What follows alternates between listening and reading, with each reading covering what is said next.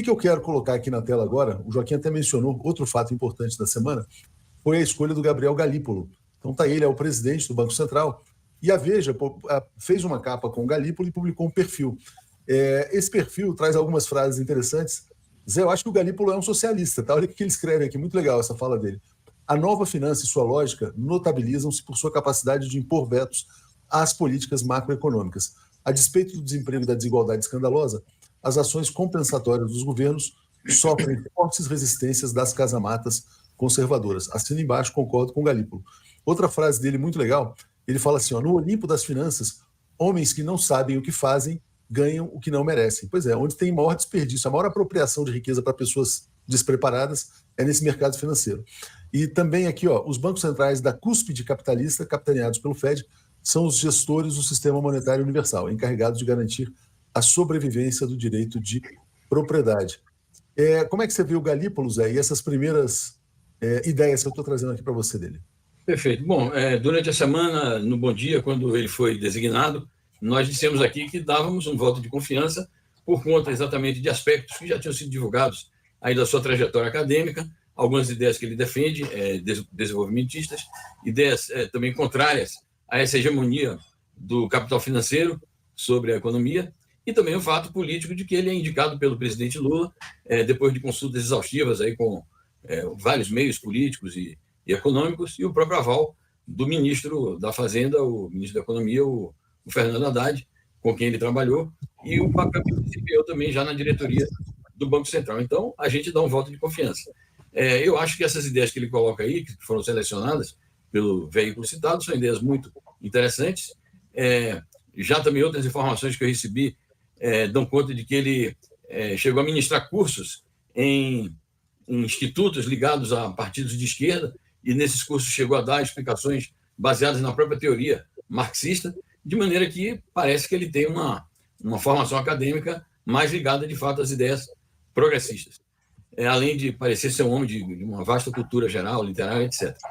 O problema, então eu acho que o problema não está nisso, o problema poderá estar na maneira de pesar a correlação de forças no embate com esse próprio capital financeiro que ele combate, teoricamente, porque, na realidade, o embate é muito desigual e as pressões vão ser enormes. Isso que se chama aqui de mercado não é bem um mercado, né? O que é uma força social e econômica importante, que é o capital financeiro, que poderá exercer uma série de pressões desestabilizadoras da economia, da moeda, e aí precisa ver como é que ele vai se comportar diante disso. Mas, eu repito, dá-se um voto de confiança, vamos aguardar as primeiras ações que ele vai desenvolver, sendo que eu não tenho ilusões de que ele possa, de imediato, de maneira abrupta, provocar uma queda geral da taxa de juros. Eu acho que ele vai ter que ser gradual por conta da realidade tão difícil que a correlação de forças apresenta no plano econômico também.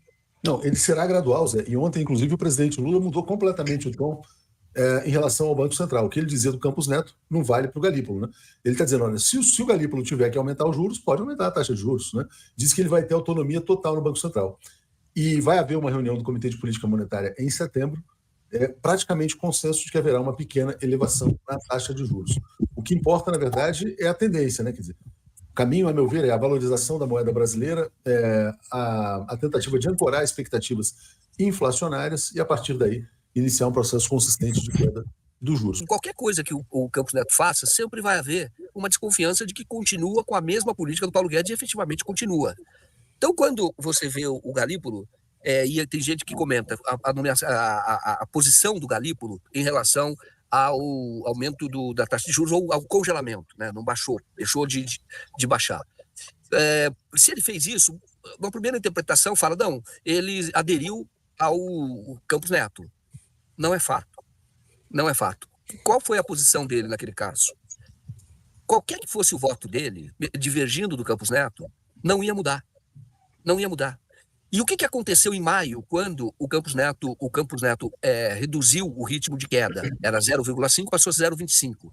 Ele votou contra e os outros indicados pelo Lula votaram contra também. Qual foi o efeito imediato? Elevação do dólar. Muito acima da média mundial. Então, o real caiu muito. E caiu por quê? Porque, claro, que o mercado começou a dizer, olha, e o próprio Campos Neto, olha, tem que ser eu, porque se for esse cara, olha o que vai acontecer já com o dólar.